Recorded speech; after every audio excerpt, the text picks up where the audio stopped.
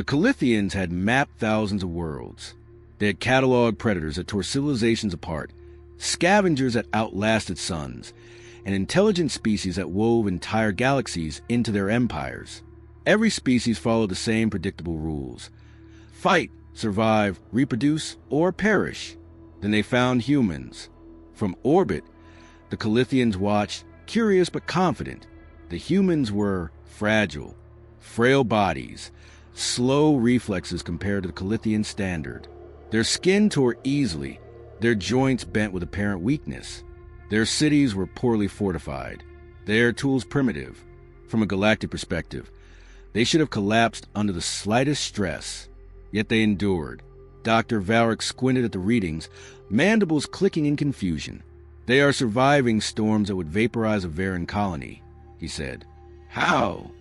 The data fed in faster than the mind could process. Humans endured blizzards that froze entire landscapes, heat waves that baked deserts into glass, plagues that swept through cities in weeks. In every test the Calithians devised, natural disasters, famine, disease, the humans adapted, not just survived, but grew stronger.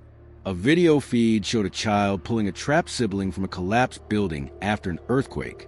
Another clip, adults wading into chemical floods to rescue stranded animals. And another, a village rebuilding its homes overnight after a tornado tore everything apart. Each act seemed irrational, reckless, unnecessary.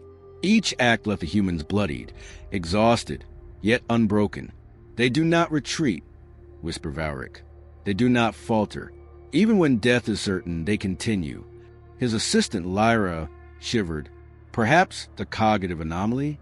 They overestimate their capacity. Overestimate. Valric hissed. No, they possess something else. Willpower, determination, a resilience we have never seen. For the first time in centuries of study, the Calithians felt uncertainty. They had predicted outcomes for thousands of species. They had calculated probabilities of survival, of defeat, of extinction, and every calculation failed against humans. Something in a human psyche, a stubborn refusal to break, rendered all expectations meaningless. Every crisis, every calamity, every impossibility was met not with despair, but with action. And the results were always the same: survival, adaptation, improvement. Valric's mandibles clicked nervously as he recorded his log. If we believed humans were a threat before, we were wrong. They are not just survivors. They are unbreakable. And the galaxy has yet to see what happens when the unbreakable fights back. Dr. Valric had studied endurance across the stars. He had cataloged species that could survive plasma storms, venomous skies, gravity fields 10 times stronger than their homeworlds. Every organism had limits, and those limits were predictable. Weakness showed itself quickly, often fatally. Humans, he discovered, were exceptions. It began with simple observation. A colony on the edge of a vast desert faced temperatures that would have boiled any Calithian egg in minutes. Sensors recorded their activities. Children carrying water from distant wells, adults scavenging for food amid collapsing sand dunes, elders constructing shelters from shattered metal scraps. Each movement was laborious, inefficient by any measure, yet they persisted. They cannot survive this, Lyra whispered beside him, her mandibles clicking nervously. They do survive, Valric replied, scanning the data. And not just survive, they improve. The shelters they construct today are sturdier than those of last week. They adapt after every collapse. Another feed showed humans caught in a violent storm on a mountainous continent. Lightning flashed, winds tore at the cliffs, and torrent of rain swept the paths into rivers of mud. The Calithian algorithm predicted nearly total casualties. Yet humans clung to paths, braved the torrents, carried the injured, and rebuilt their supply lines immediately after. The algorithm registered failure. Survival rates far higher than probability allowed. Valric's exoskeleton trembled slightly. Every calculation, every model, every scenario we ran fails to account for this. There is a variable we cannot measure.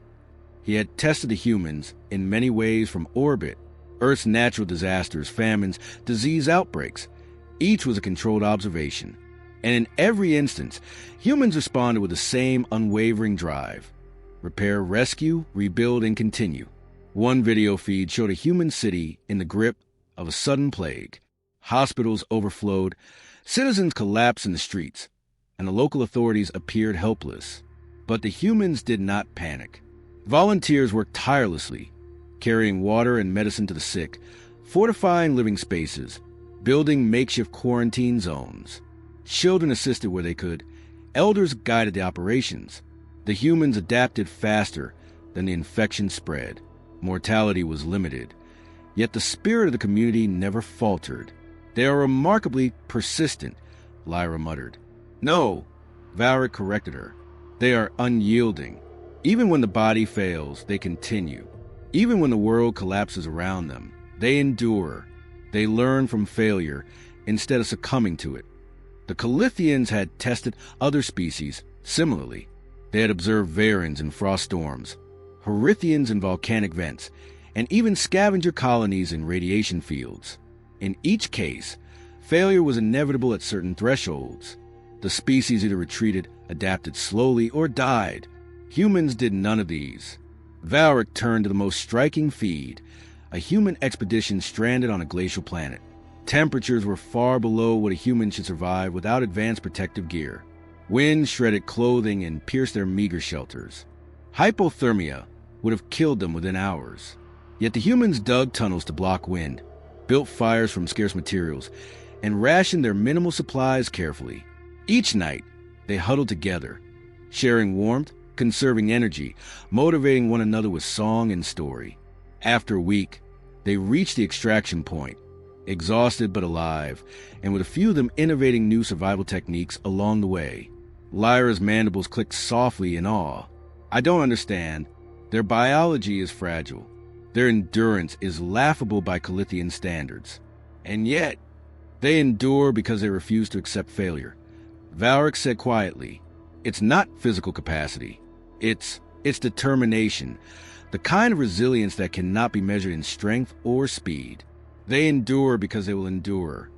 The Calithians had initially assumed that human survival was simply luck, probability bending in their favor. But the more data Valric gathered, the clearer the pattern became. Humans faced calamity head-on. They improvised. They cooperated. They protected one another at every opportunity. Even strangers helped strangers. Even children carried responsibilities that would have crushed the strongest Calithian youth. It was not instinct. It was choice.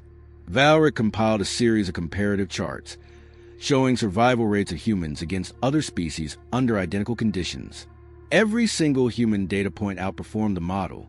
Every single instance of adversity was met with adaptation beyond expectation. Every single test left the Calithian scientists unsettled. "They are a paradox," Lyra said finally. "Every weakness we observe is countered by will. Every flaw is compensated for by ingenuity. How is this possible?" Valric's gaze lingered on a feed of family trapped in a collapsing canyon. The father threw himself repeatedly against debris to save his children, his body bleeding and broken. The mother waded into floodwaters, pulling both children to safety. They failed repeatedly, yes, but each failure taught them how to succeed the next time. Eventually, all four emerged, muddy and bruised, but alive. Valric's exoskeleton shivered. It is not merely survival. It is evolution in real time. Every disaster strengthens them. Not physically, perhaps, but in ways our models cannot measure. They are unbreakable. Lyra's eyes widened. Unbreakable? That's terrifying. If they are still like this while confined to one planet, imagine if they spread. Imagine if their species grows beyond Earth. Valric did not answer immediately. His mandibles clicked slowly, a sound of deep contemplation. The thought was horrifying. Humans were not merely surviving. They were thriving against impossible odds, and nothing in the galaxy had prepared the Calithians for such resilience. "They are more dangerous than any predator," he finally said. "Not because they are strong, not because they are fast, not because they can fight. They are dangerous because they cannot be broken, no matter what the universe throws at them." Lyra's gaze fell on the planet below, blue and fragile. And yet, they are still so small, so young in galactic terms. Valric stared silently. Small, yes, but unbreakable. And that is worse than any weapon we have ever cataloged. From that moment, the observation deck was no longer a lab. It had become a chamber of warnings.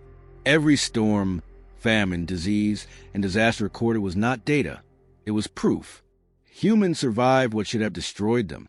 They adapted when failure was certain.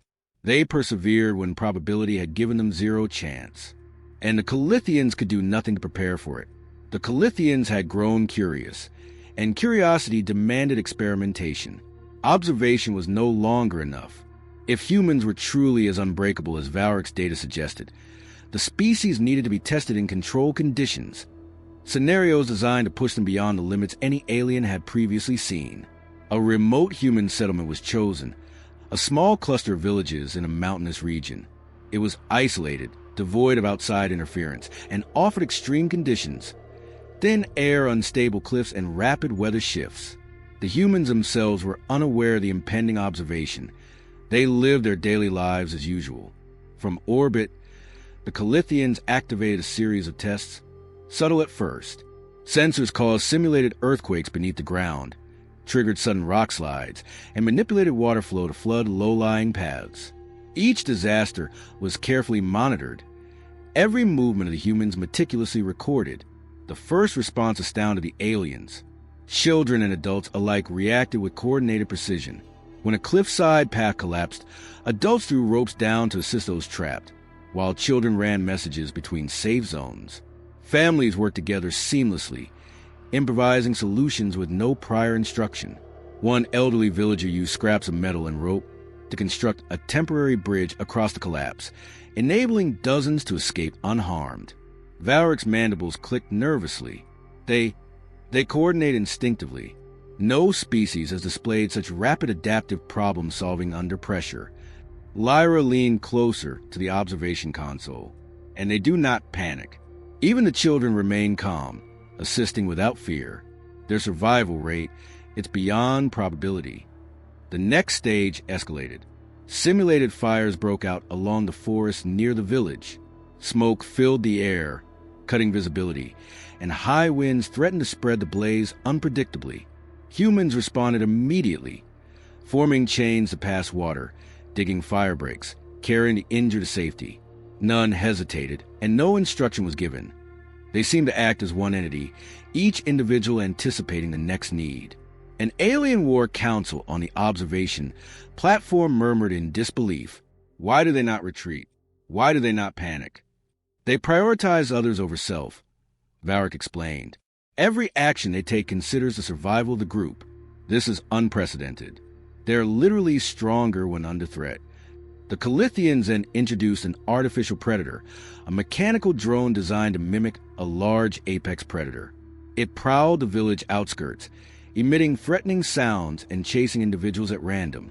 Most species in the galaxy would flee, hide, or freeze. Humans? They fought back. Parents armed themselves with simple tools, axes, farming implements, and defended their homes, while children assisted by distracting the drone, luring it away with clever tactics. When traps failed, they improvised new strategies within seconds. The predator, though powerful, could not breach the villagers' defenses. Lyra whispered, "They're improvising faster than any intelligence protocol we have. This is terrifying." Valric's exoskeleton creaked as he leaned closer to the monitor. Terrifying is insufficient. This is evolution in action. They adapt while under direct threat, and they learn instantly. The most shocking experiment came last. The Calithians simulated a sudden, life-threatening flood in the river valley where the villagers stored their crops. It should have wiped out the settlement. Sensors monitored oxygen levels, body temperature, stress hormones, all predicted mass casualties. Yet humans reacted with what Valric could only describe as pure determination. They formed human chains across raging waters, passing children, elderly, and livestock to safety. Bridges were rebuilt mid-collapse, shelters reinforced, and those who faltered were immediately assisted by others. No hesitation, no surrender, just relentless action, each human compensating for another's weakness. At one point, a father carrying his 2 children slipped into the current. His wife dove after him without thought, and together Soaked and exhausted, they scrambled to solid ground, immediately rallying to assist their neighbors. Every human act amplified another. Every failure was temporary and corrected. Valric recorded the sequence, his mandibles trembling. They do not fight alone. They do not act for themselves. Every struggle becomes a shared effort. Every danger is a shared responsibility. It is unimaginable. Lyra's mandibles clicked rapidly. They are not merely resilient. They are contagious. Their determination spreads. You cannot break one without breaking the group, and even then... Yes, Valric agreed grimly. Even then, they persist. Even failure becomes a lesson. Even injury strengthens their resolve. Nothing in our models predicts this level of endurance. Nothing. The Calithians paused the simulations and analyzed the aftermath. Injuries were high, supplies partially destroyed, and shelters damaged. But the humans were alive. Not only alive, but more organized and effective than before. Lessons had been learned, techniques improved, and community morale was unshaken. A council member hissed, "They are small, fragile, insignificant. How can such weakness withstand our tests?" Valric's response was sharp, his voice low. "It is not weakness. It is will, and will is impossible to calculate. You can simulate disaster, weaponize danger, even destroy resources, but you cannot simulate the human spirit. You cannot break it." Lyra swallowed nervously. "So all our predictions wrong? Every calculation?" "Completely," Valric admitted. "They defy expectation. They surpass probability. They adapt instantly, learn from failure, and coordinate without command. And this is just one village. Imagine the species as a whole." The aliens sat in stunned silence. Their calculations, their models, their centuries of experience, worthless. Humans did not just survive the Calithians' tests. They thrived in them, proving over and over that resilience was not merely biological, but woven into the very fabric of their species. Valric concluded the session with a single note. The humans are unbreakable. Any attempt to dominate them will not account for their capacity to endure, adapt, and overcome. They are more dangerous than any predator we have cataloged, because nothing can truly defeat them. The Calithians left the observation chamber shaken. Something fundamental about the universe had shifted in their eyes. Humans were not merely another species. They were a force beyond calculation, a species whose resilience terrified even the most advanced minds in the galaxy. And from that moment, Valric knew the data would not just inform the Council, it would haunt them. The Calithian Galactic Council convened in its towering chamber, the apex of political and military power in the quadrant. Alien generals from dozens of worlds filled the room, their forms vast and alien, eyes flickering with holographic displays, and mandibles chittering nervously. The debate was heated, voices layered in clicks, hisses, and guttural tones, but a single question dominated all discussions. What do we do about humans? Valric presented his findings, the room silent as the data streamed across the central holo display. Videos of human villages surviving natural disasters, rebuilding cities, and rescuing one another were projected in vivid detail. Each scenario should have left casualties high and morale shattered. But in every instance, the humans emerged stronger, smarter, more coordinated. A Horithian warlord's chitinous shell rattled with disbelief. This cannot be accurate. Their biology is fragile, their endurance minimal. How do they withstand what would annihilate our strongest colonies? They adapt, Valric said simply, and they persist. Nothing in the galaxy behaves this way. Probability, physics, even biology itself fails to predict their outcomes. They endure disasters, famines, plagues, and predation with coordination and ingenuity that surpasses any known intelligence. A Varen delegate hissed, venom dripping from its mouth. They are weak. They will break under pressure. This resilience is an illusion, a fluke of circumstance. No, Lyra interjected, clicking her mandibles sharply. You do not understand. It is not illusion. Every test proves the opposite. They respond to failure by learning instantly. They adapt under threat. They coordinate without orders. Their resilience is not conditional. It is fundamental. You cannot exploit weakness where none exists. A silence fell. The Varen bristled, but no one could refute the data. Then the debate turned toward tactics. If they are so resilient, can they be contained? Asked the Serity Admiral, his scaled fingers tapping nervously on the armrest. We could quarantine their planet, control their resources, isolate them. Surely even humans have limits. Valric shook his head. They have limits, yes, but they discover ways to overcome them. Even under isolation, they survive, they cooperate, they innovate. You cannot starve them of solutions. They create them. You cannot trap them. They adapt faster than any containment protocol. The Council murmured uneasily. The thought of a species that could thrive despite direct interference unsettled every delegate. For centuries, they had maintained control over lesser worlds with calculated precision. Every population could be manipulated, broken, or guided with careful application of pressure. Humans were the first species for which no strategy, no formula, no measure would work reliably. And if we attack, a Quinari strategist asked, her iridescent eyes narrowing. They are unarmed in comparison.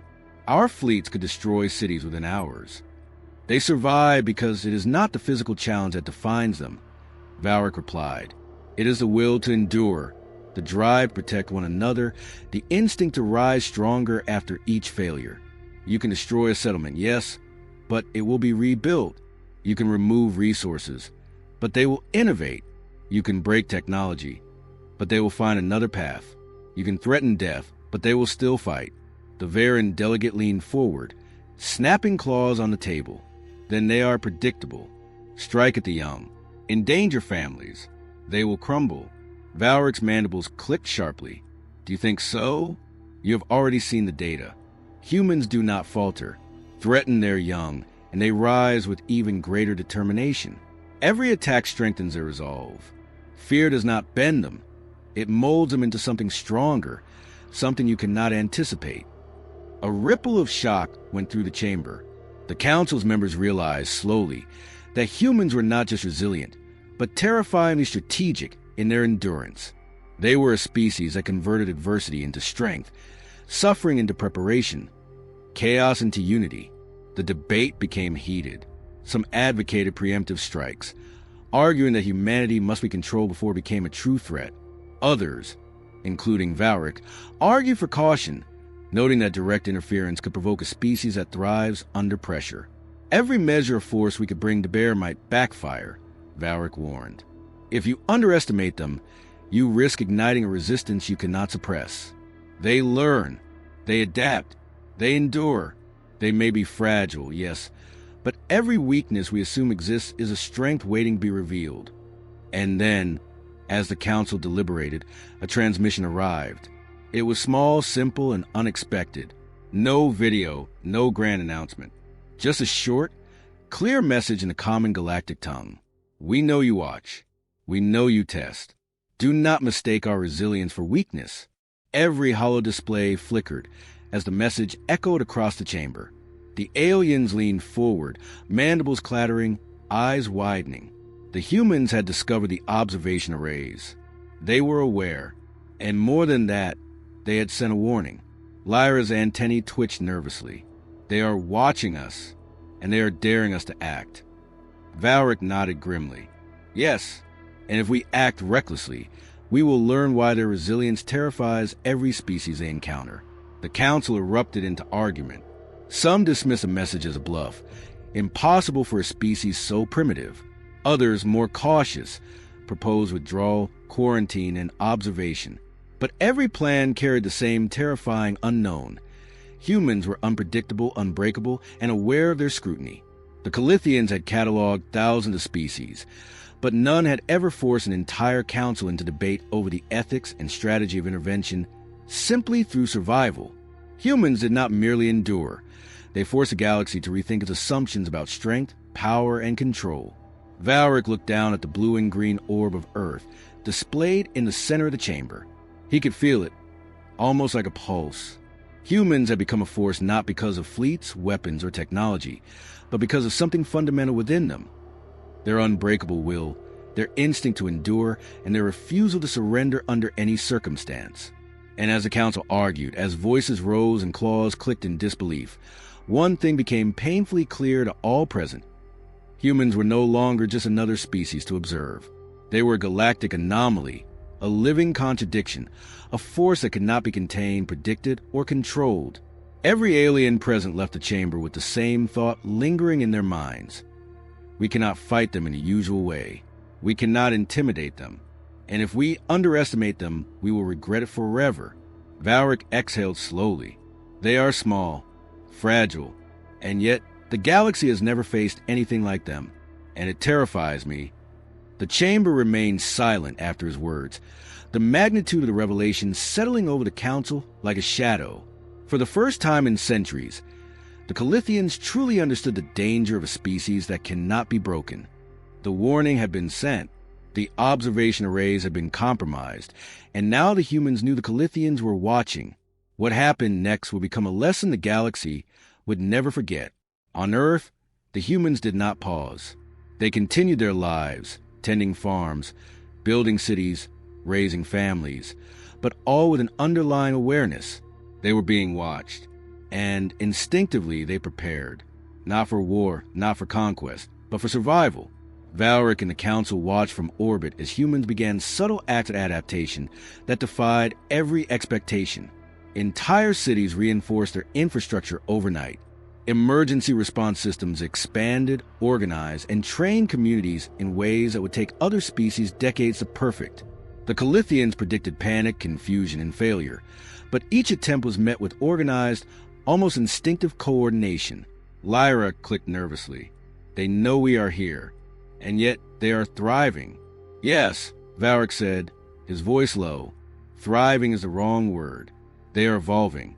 Every challenge we pose, every disaster we simulate, every observation we make only strengthens them. The Council had decided to escalate their tests. Unmanned drones swept through regions, creating artificial storms, controlled earthquakes and even fires. A mechanical predator, larger and more dangerous than anything humans had faced, stalked their cities under the cover of darkness. The aliens expected chaos. They expected fear. They expected collapse. Instead, they saw humans act. Families huddled together, defending children, neighbors rescuing neighbors. Small tools became weapons. Rudimentary devices became life-saving innovations. Communication networks spread across regions like veins, connecting people with warnings, updates, and instructions. Children helped adults. Adults protected children. Communities acted as a single organism, adapting faster than the Calithians' worst-case simulations. Valric's exoskeleton trembled as he recorded the data. They do not panic. They do not falter. They do not break. Every failure becomes a lesson. Every disaster, a training ground. Every injury strengthens their resolve. Lyra's antennae twitched nervously. We designed the Predator to be lethal. It should have wiped out entire regions. And yet, the hollow feed displayed the Predator's approach. Humans anticipated every move. Children lured it into traps. Adults used simple machines to disable it. Families worked together, improvising as though they had rehearsed 1,000 times. The Predator was neutralized, not with superior technology, but with adaptation, coordination, and sheer willpower. The Council murmured in disbelief. Generals leaned forward, claws and mandibles tapping nervously. The very idea that a species so physically fragile could outthink, outmaneuver, and endure an apex threat was incomprehensible. Valric's voice echoed through the chamber. This is not merely survival. This is a species that grows stronger with every attack. Every challenge strengthens them. Every disaster teaches them. You cannot outmatch them. You cannot predict them. You cannot control them. Suddenly, the humans took the next step.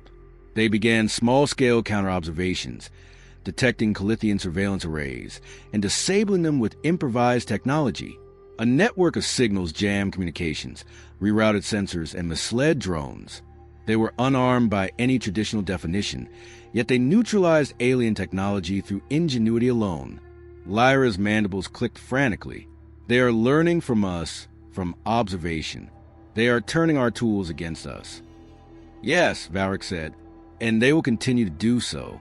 Every attempt to dominate, to intimidate, To manipulate them only teaches them new ways to endure, adapt, and retaliate.